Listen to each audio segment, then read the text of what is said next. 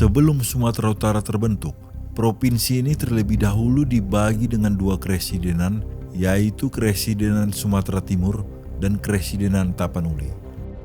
Kekuasaan pemerintah pribumi di Sumatera Timur berbeda dengan Kresidenan Tapanuli. Di Tapanuli, daerahnya diperintah oleh kepala kampung dan kepala negeri yang digelari raja, namun tidak berhubungan dengan perjanjian tanah untuk perkebunan dan penanaman modal-modal asing. Sementara di Sumatera Timur, berdiri banyak kerajaan atau kesultanan yang mempunyai wilayah luas dan kekuatan politik di wilayahnya, yang ketika itu berhubungan dengan Belanda dalam suatu perjanjian.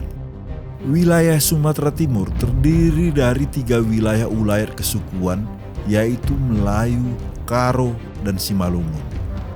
Tatanan kesultanan atau kerajaan di Sumatera Timur mempunyai kekuatan politik monarki dalam memerintah wilayahnya. Di zaman Belanda, kekuatan politik monarki ini semakin kuat saat Belanda membuat perjanjian dengan raja-raja lokal untuk mengeruk hasil alam di Sumatera Timur. Belanda menyebut kerajaan-kerajaan itu Inlands Jalbestur, Swapraja Bumiputra. Kesultanan Melayu di Sumatera Timur diperintah oleh seorang raja bergelar sultan.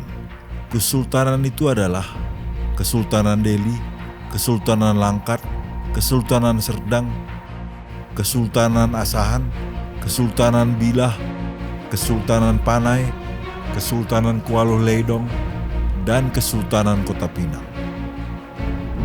Kerajaan Karo diperintah oleh seorang raja bernama Sibayak. Sibayak membawahi raja-raja kampung yang bergelar Raja Urung dan Penghulu Kuta. Wilayah Tanah Karo dibagi menjadi 5 kerajaan, yaitu Kerajaan Lingga dengan Sibayak bermerga Karo-Karo Sinulingga, Kerajaan Barus Jahe dengan Sibayak bermerga Karo-Karo Barus, Kerajaan Suka dengan Sibayak bermerga Ginting Suka, Kerajaan Sarinembah dengan Sibayak bermerga Sembiring Muliala, Kerajaan Kutabulu dengan Sibayak bermerga Perangin-Angin Kutabulu. Kerajaan Simalungun diperintah seorang raja bergelar raja.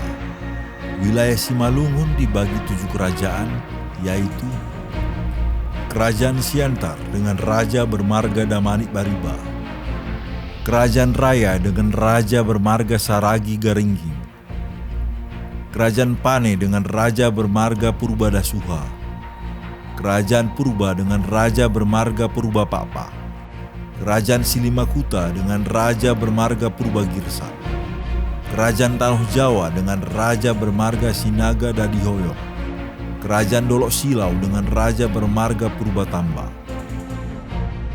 Kedudukan semua kerajaan yang berkembang di zaman Belanda mulai kehilangan kekuasaannya di zaman pendudukan Jepang, karena pada waktu itu Jepang mencabut hak istimewa raja atas tanah dan menyerahkannya pada buruh. Setelah Jepang kalah dan Belanda datang kembali dengan memboncengi sekutu ke kota Medan, kehadiran Belanda yang disambut sukacita oleh para petinggi kerajaan berakibat fatal. Mereka dianggap tidak mendukung kemerdekaan Indonesia yang sudah diproklamirkan ketika itu. Revolusi sosial tanggal 3 Maret 1946 di Sumatera Timur tidak terelakkan. Penangkapan dan pembunuhan keluarga sultan dan raja-raja menjadi masa paling suram ketika itu. Peristiwa ini menjadi awal keruntuhan kekuasaan seluruh kerajaan di Sumatera Timur yang dianggap sebagai kaum feodal.